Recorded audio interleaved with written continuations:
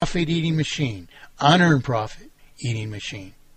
So they're making record profits by denying the farmer of his due, reward for his work. Now, they're saying, as this program was broadcast, that, the price of milk was falling further, and it cost $11 a hundredweight to produce it. They were being paid $12, and it was scheduled to go down to $10 very soon. Okay, so that means every dairy farmer's operating at a loss. So what's going to happen is these middlemen, these bankers, these people that have financed this other, intervention into free enterprise so they could screw people out of everything it could screw them out of. They're going to take over those. They're going to corporatize those farms. Now, they're not going to produce any better milk. They're not going to reduce costs. You see. They're not going to provide any advantage, but when they own the whole thing, then they can screw the end market all the more too, and that's happening as well. Okay? So how would mathematically perfected economy fix this? It would allow the farmers who have all the know-how to form a cooperative to process and distribute their milk. They would not have these guys to compete with. They could share the due profits among themselves and let that determine the price of milk, not some guy who's after, or few people who are after all the unearned profit they can ever get their hands on. You see? So, who is Farm Aid talking to for years? Major plagiarist, a preposterous one, dove of oneness, Nisara. They should be talking to me.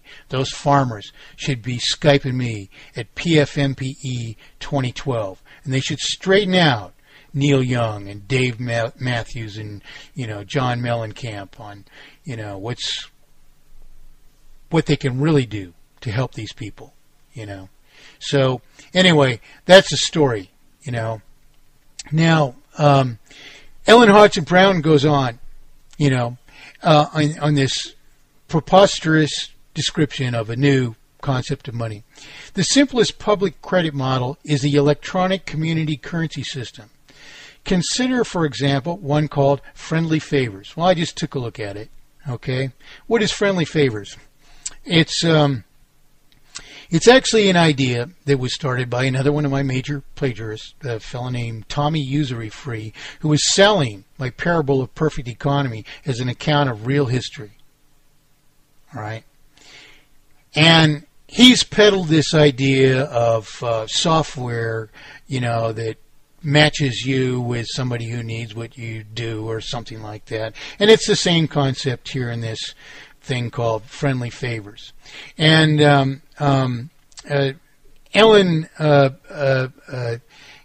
went into explaining this, and I'll try and make this short.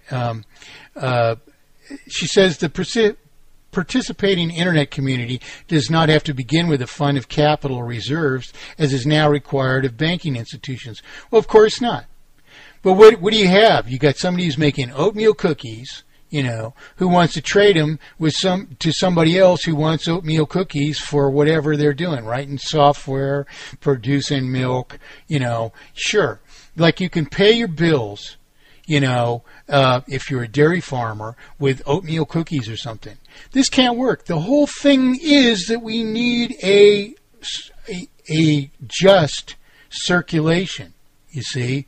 So you don't suggest some stupid model like this because it's got its limitations, which I told Tommy Usury Free and a whole bunch of these other people about long ago. He's out there saying this would insulate you, prevent you from suffering the collapse, and probably he's gone down already, This is just a lie. There's no math to it. It can't insulate it. You can't find matches because what currency is it converts your work into a units of expressed work or value that can be transferred to anything. This isn't a solution. That's the wrong way to go completely. Okay? So she goes on, nevertheless, to say that a public bank that generates credit in the national currency could be established by a community or group of any size. Sure. But as long as we have capital and reserve requirements and other stringent banking laws, a state is the most feasible option. Excuse me.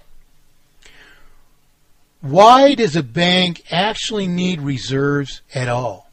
You see, number one, we don't need banking, and we don't need reserves at all under mathematically perfected economy, because under mathematically perfected economy and under mathematically perfected economy alone, the circulation is always redeemable in the very wealth that it represents. In effect, in mathematically perfected economy, it's the wealth that is represented by the tokens of value is the reserve. It's the only thing that can guarantee you that you can always get the reserve for the money. Okay?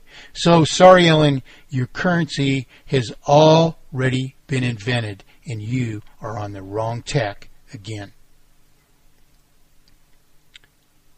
She says, we have emerged from the financial crisis with new clarity. We've emerged from the financial crisis with new clarity. Further confusion largely contributed to by her. Money today is simply credit. When the credit is advanced by a bank, when the bank is owned by the community, and when the profits return to the community, the result can be a functional, efficient, and sustainable system of finance. Only trouble is, it's wrong. Why? Because, as she tells this bank in Nebraska returned a 26% profit to, or North Dakota was it, a 26% profit to the state. Well, that isn't how you want to charge for whatever the state profits, and that's a huge amount of money if you consider it on a national scale. For what? You're paying that for the use of money. To each individual that's involved then, that's affected directly by that her obfuscation of the money. This is all about money changers, and Ellen Hodgson Brown is just another of them. Each person affected by this is forced to pay out more out of circulation than they borrowed into circulation or issued their promissory obligation for, whichever is the case. You see? So that's deflationary for that person, and it is an offense against them. I might own a house, and I might be paying some rate of interest, and this is going for government services that I'm not even benefiting from ever, have opted out from. Why can't I do that? You see? And yet somebody else might be using a whole lot of those services, and they should be paying commensurably for it. And somebody else is hardly consuming any, and they should be paying commensurably or very little. But one rate of interest against all this forces everyone to pay the same. That isn't how you tax people justly.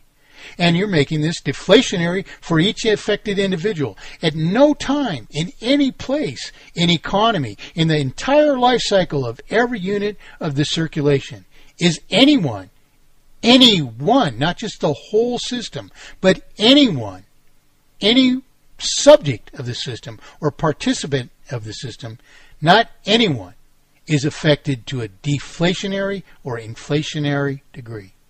Never. You see, that's what I call solution, Ellen. And that's the money you're hoping to invent here. And until you invent a better one, you're going to be debating with me. She goes on. She says, she claimed in this ditty that I played of her and Bill Still saying, "Oh, you don't have to pay it with debt. You can pay for it now." She claimed that she had a model. Well, problem solvers, what they mean by model is that we actually have a working mechanism that accurately reflects the strictures, the limitations, whatever is the vital aspect that we're accounting for. We actually have such a thing, such as the math cycling through computer software, paying interest and principal out of circulation, reborrowing that as new debt, and calculating the maximum possible lifespan of any economy by determining when we can no longer borrow further to maintain a vital circulation, and determining from 1983 and 4 that that's going to occur at approximately 2010 AD, accurately, even projecting how much interest rates had to be decreased the whole while, though everyone was not only advocating interest at the time, but they were saying, even until recently, that higher rates of interest quelled price inflation, when in fact I've proven they are the cause of it, you see? So this is just baloney upon baloney upon baloney upon baloney. And now we have Iceland thinking, well, we've got many different prospective solutions to evaluate. And what are they? Is this one of them? You know? So Ellen Hodge Brown claims to have this model. And I went to her pages, and I clicked on the link to the model, and there wasn't anything the other day. There was a couple of posts, one about her book, basically just advertising her book. Nobody had made any entries about a model. Now there's a few entries I find today, about the model. So let me read just a little bit about this model. Now this is what she meant by a model, and this is a link from her blog to this model, which is model-economy.wikispaces.com. Homepage. Welcome to the Model Economy Community. Mission. This forum is intended for the rapidly growing group of people who believe that the dominant monetary systems need to be changed. Whether the reform you envision is on the grassroots, municipal, state, federal, or international level, your voice is welcome here. Well, I read that and I thought, they don't even know I exist. I know Ellen Hodge Brown knows I exist, And if my voice is welcome and you're actually after a solution, what's the problem? Disprove this is a solution. Mathematically perfected economy. Prove an alternate solution for inflation, deflation, systemic manipulation of the cost or value of money or property, or inherent irreversible and therefore terminal multiplication of artificial indebtedness by interest. Prove it. Prove it. And yet another site pretending they're going to develop a solution. They don't even have one yet. They're just starting to build it, to build a community, a wiki space that is hoping to have it. And listen to the principles they're intending to abide by here. This is great. This is a place for often disparate groups to share their knowledge and reasoning, as if there's any reasoning here, diplomatically, with the aim of increasing collective understanding and building momentum for reform. Okay, now remember that part, building momentum for reform. Now, ask yourself right now, however, in regard to what we've been discussing here for several weeks and what I've advocated for 40 years, are they actually building momentum, or are they taking away from the only momentum which will serve us? They go on, while consensus is unlikely, why not? Consensus is always likely among reasonable people when one and one only solution can be demonstrated. Why on earth would consensus be unlikely? They go on. The final goal, something they don't even claim to have accomplished themselves. The final goal is to begin to assemble viable policy options. Oh, well, we'll throw something out there and something else out there and something else out there. We won't let the facts dictate the fact that there is one and one only solution. Options, viable options, plural. Okay? And they don't even have one yet, and they're saying plural must exist, and that is the goal. All right? While consensus is unlikely, the final goal is to begin to assemble viable policy options which walk the middle path